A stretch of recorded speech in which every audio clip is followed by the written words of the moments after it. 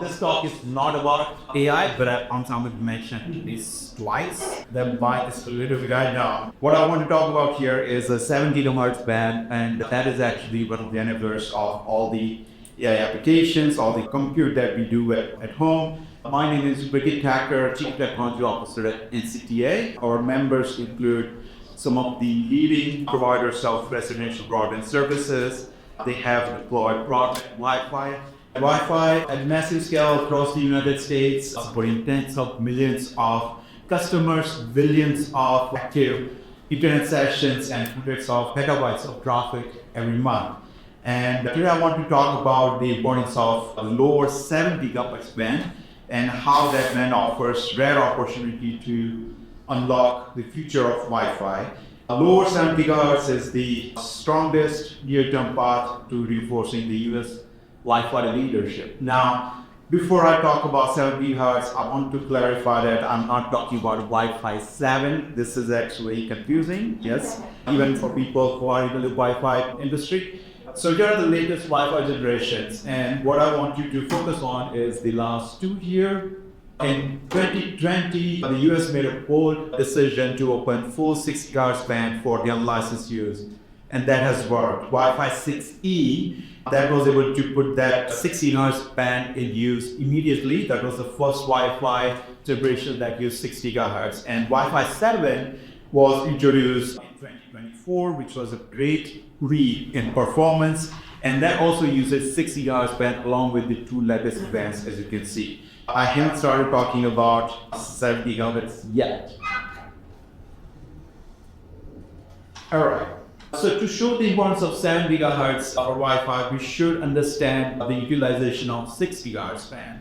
6 gigahertz and Wi-Fi 7 are no longer just lab experiments. We are seeing real-world deployments across homes, enterprises, hospitals, campuses, public venues, and most people think of Wi-Fi as something that just happened in the background. But reality is that Wi-Fi is already carrying the vast majority of our digital lives. 90% of smartphone data and nearly all indoor connectivity flow over Wi-Fi.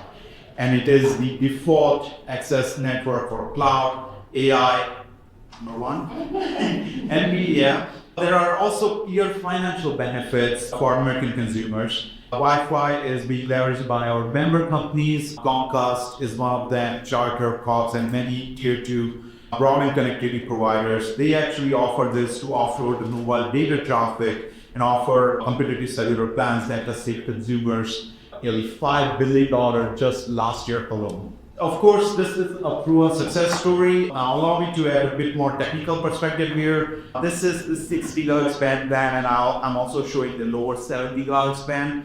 The decision from US to look at 6 gigahertz band in 2020 provided wider channels. As you can see, we have about 160 megahertz channel, and also it opened 320 megahertz channel. This is extremely for higher throughput and low latency applications. And it's important to note that Wi-Fi by nature is listen before talk. What does that mean? It actually can coexist with the incumbents.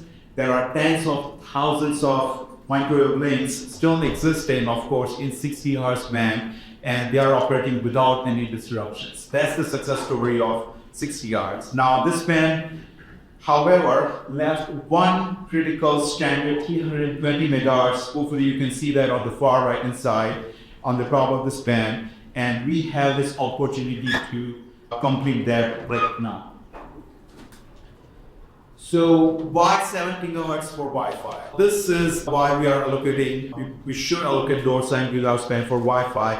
That's the next logical step to build the success on 6 gigahertz. Wi-Fi 8 is already in works. The future generation of Wi-Fi can also benefit from having even the 640 megahertz channel you see there for many AI-heavy edge-based applications. Also, I want to mention, and last bullet point I want to show on this particular slide, I want to highlight that today about 70 to 30 million Americans live in a Wi-Fi congested area. And without any additional spectrum to provide this, an additional 54 million consumers could face congestion within Wi-Fi in the next 5 years. And that's actually huge, right? That threatens the reliability, productivity, and of course, trillions of dollars in economic value, as well as millions of jobs actually. So what Lower 7 unlocks, and I want to be quick here, there are a number of things actually you can see. This is the technical part of the story. Wi-Fi performance scales with clean contiguous spectrum. By allocating this lower 7 megahertz for Wi-Fi, it completes the standard 320 megahertz channel. Of course, this wider channels mean fewer collisions, better efficiency for Wi-Fi traffic, and finally, this will be the perfect example for better spectrum reuse. There's no threat to incumbent of lower 70 gigahertz. That's a key thing. We are not actually displacing the better incumbents from low 70 gigahertz if we are to allocate this band for Wi-Fi operations. This is actually a very important slide. IMT, which is the international term for traditional mobile communication. The question here is that if we allocate lower 70 gigahertz band for IP operation and not for Wi-Fi, will it work? From a pure radio physics point of view, the answer is no. Lower 70 gigahertz simply does not have characteristics to fit for traditional macro cell deployment. What we are talking about here is that these frequencies struggle actually to penetrate walls, which means indoor smartphones cannot reliably maintain the uplink and downlink performance. And that creates the fundamental mismatch for lower 70 gigahertz. However, allocating this for Wi-Fi, you are actually allocating the set 60 gigahertz, and then with lower 70 gigahertz, your benefits are going to actually multiply here. And this is not just a view from Wi-Fi industry alone. This is actually the IMT focused studies from IQ. They acknowledge that lower 70 gigahertz band present real challenges, and it is not actually absolutely usable for macro-based tower infrastructure. And this is going to be my last slide. I know I'm out of time here. Why we care about this? What the US does next, especially the lower 70 gigahertz band, will shape the global Wi-Fi economics and standard momentum. One thing we sometimes underestimate is how closely other countries actually follow our US spectrum decisions. And when we move first and go quickly, especially in the 60 gigahertz band, it sets the technical and economical reference point. And for our leadership, for US leadership in Wi-Fi, this did not happen by accident, right? It reflects decades of choosing open and scalable spectrum policies. And lower 70 gigahertz is under a moment like this. The choice we make here will definitely shape the US Wi-Fi leadership. And I'm not going to read this slide, my time is up, but this is actually what I want to convey. So let's avoid that mistake and assign lower 70 gigahertz band for Wi-Fi. Thank you. Happy to pick any question now. I don't know if you're taking questions or...